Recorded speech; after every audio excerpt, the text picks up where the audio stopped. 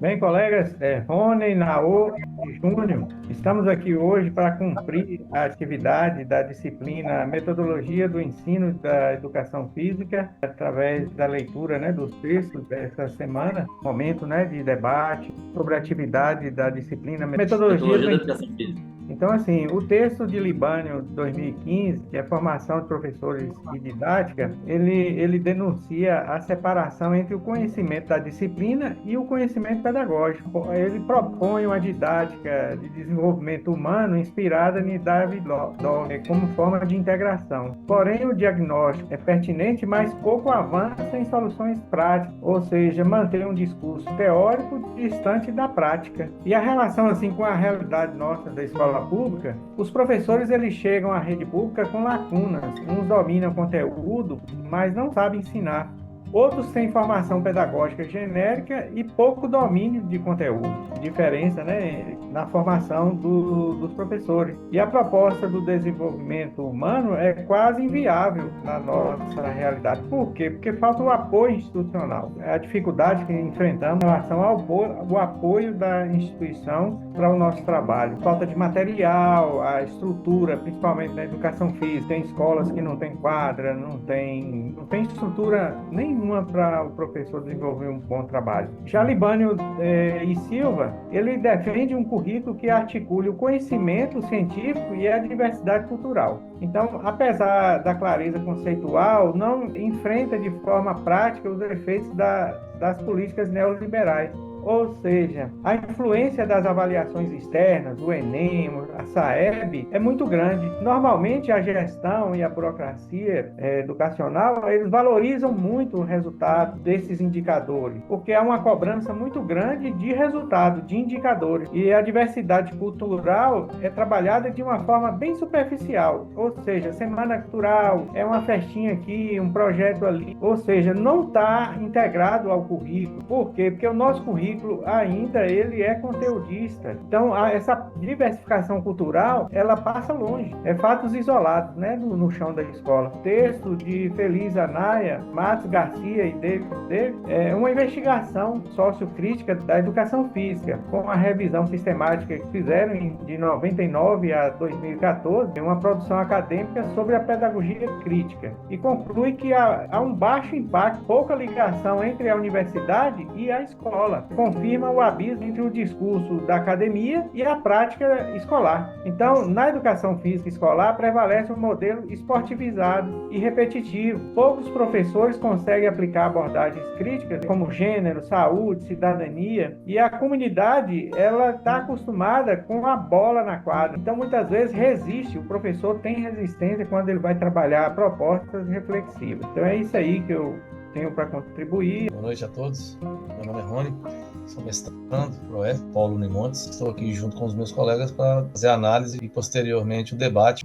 dos três textos. O primeiro texto, como foi muito bem explanado pelo colega Fernando, ele fala sobre a questão da escola sociocrítica, fala sobre a questão de currículo, também fala sobre a questão de debate. Falando um pouco sobre a escola crítica em educação física, ela visa superar o ensino tradicional, focando na cultura corporal de movimento como objeto de estudo, e não apenas na aptidão física. Então, nós vemos, ao longo dos anos, uma exacerbação dessa esportivização dentro da escola. E essa escola, ela vem para debater, ela vai de encontro a esse tipo de proposta. Ela promove a emancipação dos alunos através da apropriação crítica do conhecimento, buscando a transformação da sociedade ao empoderar os desfavorecidos e contextualizar as práticas corporais dentro de relações de poder e injustiça social. A metodologia envolve momentos dialéticos de contextualização, confronto de saberes e síntese, culminando em uma avaliação que verifica a apropriação e produção do conhecimento e não apenas a execução de técnica. Então, o que nós vemos hoje em dia, né, em muitas escolas ainda, infelizmente, é isso, essa apropriação somente do gesto técnico, né, do saber jogar, da esportivização. Então, a escola crítica, ela vem, né, de encontro para fazer esse debate. Já nos textos seguintes, Ação de Saber Disciplinar e Saber Pedagógico, José Carlos Libânio, ele aborda um dilema central para a nossa área, a persistente separação entre o domínio do conteúdo e o domínio da pedagogia na formação de professores. Essa análise, ela faz um convite, né, a reflexão sobre a nossa própria prática, né, e os desafios que enfrentamos para consolidar a educação física como um componente curricular de excelência, que é o que nós buscamos, né, através do PROEF e das nossas discussões. Essa discussão também aponta para a existência de 2 perfis profissionais que limitam o potencial educativo na nossa disciplina.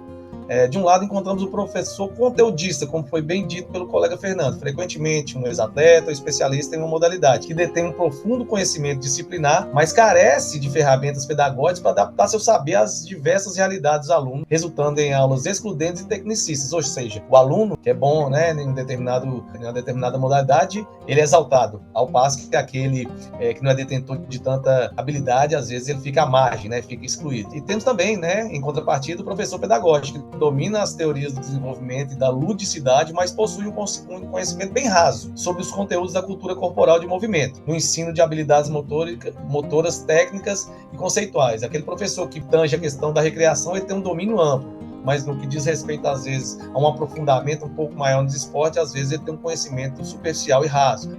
A solução proposta, gente, para superar essa dicotomia é a construção do conhecimento pedagógico do conteúdo, um saber integrado que é a essência da docência qualificada. Para nós, isso se traduz na capacidade de não apenas saber executar um movimento, mas de saber transpô-lo didaticamente, de usar estratégias lúdicas para ensinar a biomecânica e de conectar a prática esportiva a temas como saúde, ética e cooperação. Então, é saber fazer um elo entre os 2 momentos. Diante disso, né, o texto nos convida a superar a falsa escolha entre sermos técnicos de esporte ou pedagogos. Né? O objetivo final é a formação de um profissional completo que articula com maestria os saberes pedagógicos e o da cultura corporal de movimento, a fim de garantir o desenvolvimento integral e a formação crítica de cada um dos nossos alunos. O segundo texto, que fala sobre as finalidades educativas escolares e a escola socialmente justa, Libânio, ele também dá um argumento poderoso para valorizar a nossa profissão. Nossa finalidade não é apenas garantir que o aluno se movimente, mas sim que ele amplie seu repertório de cultura corporal de movimento. Demonstrar que a educação física não é somente aquele que muitos chamam de rola-bola, né? Colocar a bola no meio, né? E colocar os alunos para correr. É muito mais amplo. Nosso papel enquanto educadores é usar o que eles já amam para apresentar um universo de possibilidades que eles nem sabiam que existiam. A proposta de superação para tirar essa lacuna, como o Fernando falou, daquilo que é aprendido, daquilo que é praticado dentro das escolas, ele só vai acontecer a partir do momento em que houver uma flexibilização da nossa didática e também do nosso currículo. Fique à vontade, não. Boa noite, seja bem-vindo. Boa noite, muito valeu pela palavra. Meu nome é Manuel Carlos, sou professor de Educação Física, aluno do programa mestrado do PROEF, Paulo Nunes. Novos colegas já falaram, eu só vou fazer um apanhado aqui, relacionando com a minha prática, a nossa vivência do dia a dia, sobre os 3 estudos que nos foram passados. Pelo primeiro, que foi da pesquisa lá sociocrítica, que elencou os 23 estudos que tinham disponíveis e que faz uma crítica, né, dos limites da pesquisa sociocrítica, que o discurso da transformação social na educação física nem sempre se realiza na prática, fica mais no campo do dizer, né? E isso, infelizmente, não basta falar em inclusão, em justiça social ou diversidade, se as aulas não forem organizadas, né? Os conteúdos, o planejamento, para acolher concretamente os nossos alunos, que eles tenham todas suas características e suas diferenças, né? Tanto na habilidade motora, gênero, classe social, necessidades específicas e também especiais dos nossos alunos. Ele sugere a proposta do ensino desenvolvimental, que aponta o caminho, que é trazer, né, esses alunos a processos de reflexão crítica a partir do próprio movimento. Que não apenas jogar futebol, mas também dar o exemplo de discutir regras, os valores por trás daquele esporte, a história, as desigualdades que atravessam o esporte, não apenas praticar. O exemplo também de não apenas praticar a dança, mas entender toda a sua dimensão cultural, social e expressiva por trás. Já no segundo artigo de Libânio e Silva, trata das finalidades educativas e escolares sobre a escola socialmente justa, que tem atenção, né, entre o conhecimento universal e a diversidade sociocultural que nós temos da realidade dos nossos alunos, que precisa equilibrar isso, né, os ensinos dos conteúdos nossos da educação física, jogos, esportes, danças, lutas, ginástica, com as condições concretas dos nossos alunos, as individualidades deles, as diferenças sociais, culturais e de acesso às experiências corporais. Essa visão do desenvolvimento humano, ela ajuda a compreender que não basta apenas valorizar as práticas culturais locais, exemplo de rodas, capoeiras ou brincadeiras populares, e nem reproduzir apenas os esportes tradicionais de alto rendimento, culturalmente aí muito rico na nossa disciplina. O caminho é articular ambos, oferecer o conhecimento sistematizado da área e, ao mesmo tempo, né, conectar com as vivências dos alunos, para que eles ampliem as possibilidades de movimento, pensamento e expressão. Através disso, tentando burlar esse currículo que nós temos, né, engessado, passado para a gente estar trabalhando, e alinhar com uma didática mais democrática para conseguir chegar nesses objetivos. E por último, o terceiro texto, também é do Libânio, ele trata da formação de professores e a didática para o desenvolvimento, né? É sobre a formação docente fragmentada, que tem um problema da separação, né, entre o que ensinar e como ensinar, e ecoa fortemente na nossa disciplina, na educação física. Que os professores muitas vezes chegam às escolas com o sólido domínio técnico do esporte, porém com a lacuna em relação à didática e à pedagogia. Ou também ao contrário, sabem propor atividades, mas com pouco aprofundamento teórico da área. E essa lacuna é preciso transformar ela com conceitos de movimento, né, implementando com saúde, cultura corporal e cooperação em experiências pedagógicas significativas. Que assim é possível quando o conteúdo e a didática eles caminham juntos. Com essa reflexão, pode fortalecer a identidade, né, docente nossa, e mostrar que o professor de educação física ele não é apenas um recreador, mas um mediador de saberes complexos que articulam corpo, cultura e sociedade. E só para fechar aqui esse resumo desses estudos, desses 3 textos, temos o de superar, né, a polarização, que é o imperativo de transcender a falsa dicotomia entre transmissão de conhecimento universal e o respeito à diversidade cultural, a abordagem do desenvolvimento humano, que mostra que a apropriação do saber científico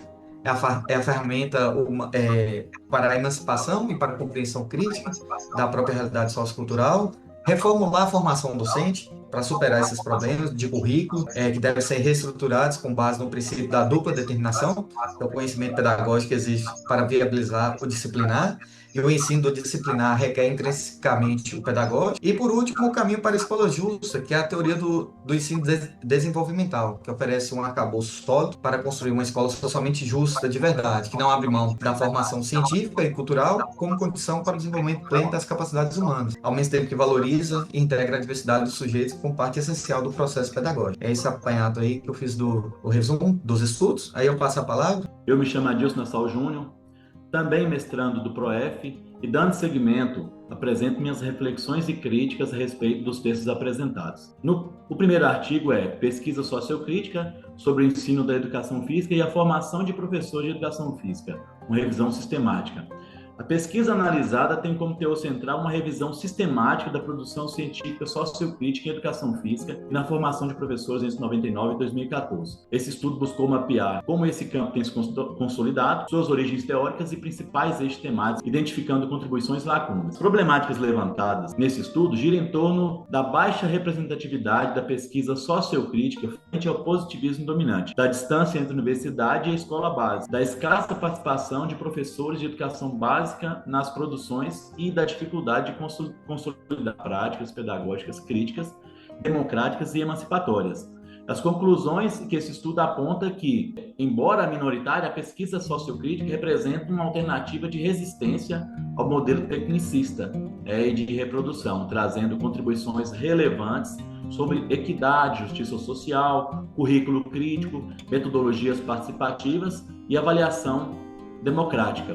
Também indica a necessidade de maior integração entre teoria e prática, ampliando o diálogo entre universidade e escola. Relacionando isso com o currículo, né, didático de educação física escolar, especialmente na minha prática como professor da rede pública de Montes Claros, com alunos do ensino fundamental 2, eu compreendo que esse estudo nos desafia a ir mais além do ensino, ir além, né, do ensino de técnicas e gestos motores, problematizando questões sociais, culturais e de identidade presentes no corpo e no movimento. Isso implica pensar o currículo de educação física como espaço de diálogo e formação crítica, e a didática como instrumento para criar aulas mais participativas, contextualizadas e voltadas para o desenvolvimento humano, valorizando a diversidade dos estudantes e promovendo sua autonomia. No outro texto, fala sobre a texto do Libânio Silva sobre as finalidades educativas e escola socialmente justa, o estudo mostra que a escola precisa ser socialmente justa, reconhecendo e valorizando a diversidade cultural e social dos alunos. O problema levantado é que muitas vezes práticas escolares acabam reforçando a desigualdade em vez de superá-las. A conclusão é que o currículo deve ser flexível e a didática precisa considerar as identidades e as experiências dos estudantes. Como professor de educação física, eu vejo que isso significa trabalhar o corpo e o movimento, não só como desempenho físico, mas como cultura, diversidade e inclusão. No segundo texto, que é do Libânio, que fala sobre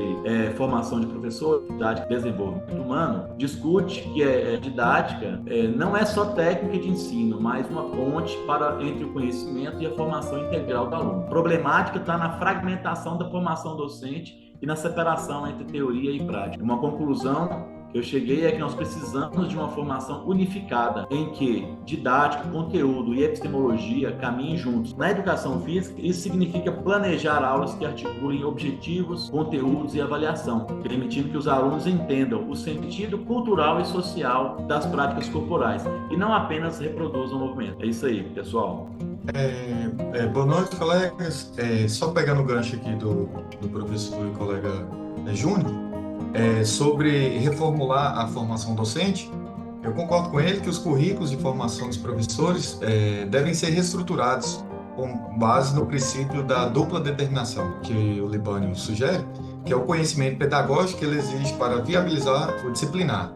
E o ensino do disciplinar requer intrinsecamente o pedagógico. Pegando o gancho aí do colega Naô, eu falo um pouco sobre a proposta de superação, que ela reside em nossa atuação como professores ponte, ser mediadores que utilizam o interesse e a bagagem cultural dos estudantes como ponto de partida para alcançar um ponto de chegada mais elevado, o domínio crítico e a fruição de diversas práticas corporais e seus saberes associados. É aquilo que Paulo Freire sempre fala, Naô e demais colegas, você utilizar o conhecimento prévio do aluno dentro da realidade dele, colocar o conhecimento do qual você quer que ele tenha e, com isso, fazer com que ele adquira um novo conhecimento. Então, partindo do pressuposto freiriano, essa bagagem que os alunos têm, ela é de suma importância para que ele possa adquirir um novo conhecimento. Por fim, nessa mediação que reside a potência de nossa disciplina, para justamente promover a inclusão e a justiça social de forma correta.